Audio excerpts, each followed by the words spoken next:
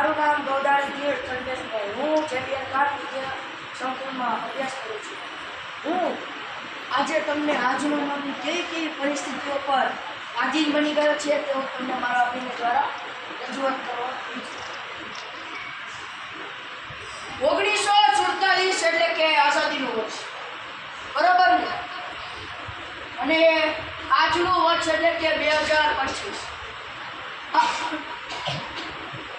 લગભગ 78 વર્ષ વીતી ગયા. ખરેખર શું આપણને આઝાદી મળી? એ ભાઈ, તમને આઝાદી મળી? નહીં, નથી મળી. એ બેન, તમને આઝાદી મળી? નહીં, નથી મળી. હા, આ સાહેબને પ્રેમ કર્યો મને લાગે છે કે એમને તો મળી જ ગયું છે. જો શું વાત કરો છો, તમને નથી મળી તો પછી આઝાદી ગઈ. તો શું પેલો લાકડીના ટેકે ચાલનારો માણસ જૂઠું બોલે? ના હો, એ તો જૂઠું બોલે છે ને, એ તો સત્યના ઉપાસક છે. જોયેલું બ્રહ્મ, સાંભળેલું બ્રહ્મ, બોલેલું બ્રહ્મ.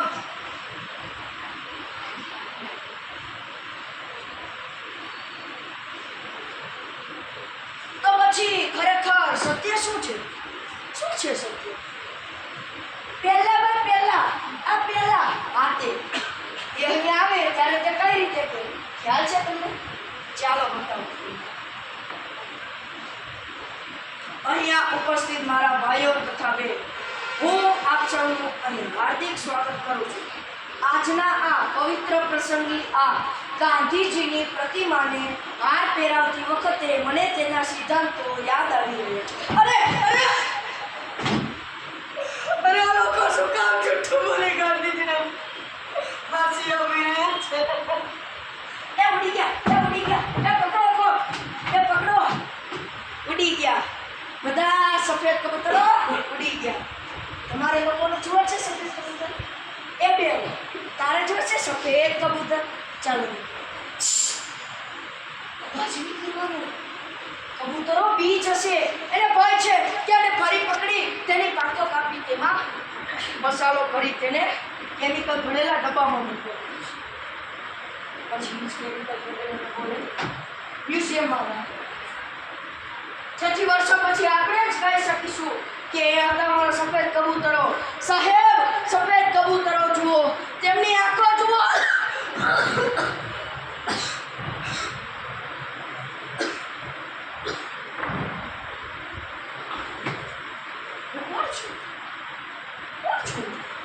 તમને ખબર છે હું કોણ છું? મારે કંઈક કરવું છે, પણ શું?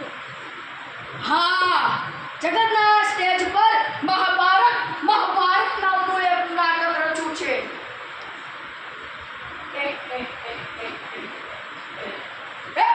પાસાના જોર પર ચાલનાર માનવ શકુની તો મળી જ છે. મને મારો દુર્યોધન અને અભિમન્યુ પણ મળી જ છે. વ્યાસ, પેલો દુશાસન કે જેણે ફરી સભામાં દ્રૌપદીની સાડી ખેંચી, એવા પાત્ર માટે તો લાઈનો લાગી છે સાહેબ, લાઈનો. પણ મારે જરૂર છે ધર્મરાજ યુધિષ્ઠિર, સત્યવક્તા યુધિષ્ઠિર. ગઈકાલે છે ને હું આ ફાનસને મારા યુધિષ્ઠિરને બોલું, દૂર સુધી હું મારા યુધિષ્ઠિરને બોલતો મને મારો યુધિષ્ઠિર શું કામ ત્યાં ધુમ્મસ કરતા? આ ધુમ્મસ બહુ ગાઢથી ફેલાયેલો હતો. એ ભાઈ, તમને ખબર હોય તો કોને મારો યુધિષ્ઠિર? તમને ખબર હોય તો કોને મારો યુધિષ્ઠિર? કોઈ મારા વાલા યુધિષ્ઠિરને જોયો છે? અરે મારો યુધિષ્ઠિર.